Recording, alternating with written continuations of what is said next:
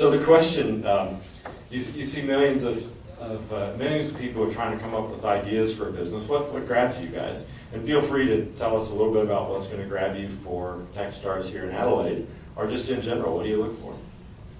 Yeah, we're probably going to be a little different, but I think that's true of all investors, right? But from a Techstars perspective, which is super early stage, we talk a lot about the 6 things we look for in order. And We already 6 things. You got to write them down. Because I know some of the people here are going to apply or have applied. And Cool, great. Yeah. So in order, right? Yeah. What we look at, first one is team. So I have a team. Do you have to have a co-founder to get into Techstars? Probably, not always. We've Not got always. a few exceptions, but man, it's hard with one Yeah. person to go through everything. I thought that was just a rule. You got to have a co-founder. No, it's not a rule. We've done it a few times, Okay. but it's really more sort of source of your motivation, where it's coming Yeah. from, and why you're uniquely positioned to be the best at that. Yeah. That's Okay. a good thing. Second one, For those of you that are art history majors, there's a very famous Helen Frankenthaler quote, which is the first rule is there is no rules. yes. Okay.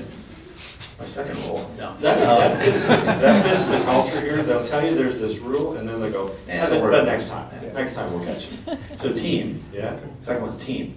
Okay. Yeah. Third one, team. Yeah. So heavy focus on the team. Yeah. We really look at who are these people and why are they there? Yeah. What's making them do it? So team. Fourth, market. So what is the space that they're in? Do we believe that that's changing, shrinking, growing, something interesting happening there? Mhm. Is it something we want to work on? Mhm. Fifth is progress, right? So So they've come in and they've done something. that's already. something. Entrepreneurs, I'm pretty sure I have this highly evolved theory that they do stuff. Yep. They just do stuff.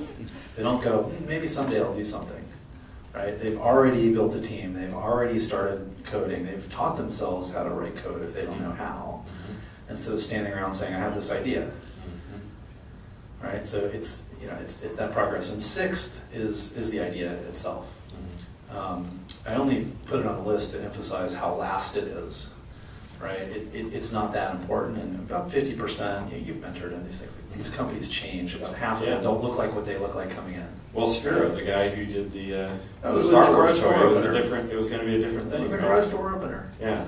Now And it's a midway robotic through, ball. they changed their mind. How do you deal with that as an investor? So that idea is last. Yeah. And sometimes it's like, oh, that's really interesting, but that's so rare, right? Yeah. And the way that I always demonstrate the worthlessness of ideas is by talking about that website that you trade ideas on for startups, right? I can't remember the name of it, but you go on there and you list your great startup idea and someone pays you money for it, right?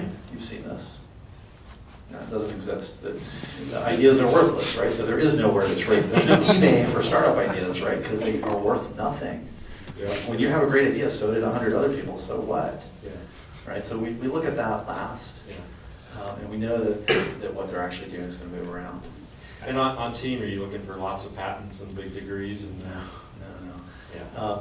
It's the insight that you have, it's the unique experiences that led up to the opportunity, and of course you want a great idea and a great team.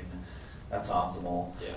But for us at the very early stage, it's so much focus on where's it coming from.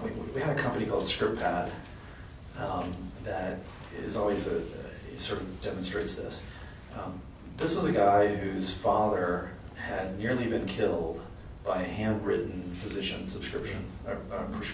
Okay. They went and got whatever the drug was, it was the wrong drug, and it was a bad mixture, and it basically nearly killed the dad. And so this was a very real motivation for this entrepreneur to never let this happen again. So obvious solution, use an iPad, make everything readable and clear. And it was very, very clear that they saw that change in the world and were going to stop at nothing to make it happen. Mm-hmm. And they had lived the result and the implications of it being done wrong.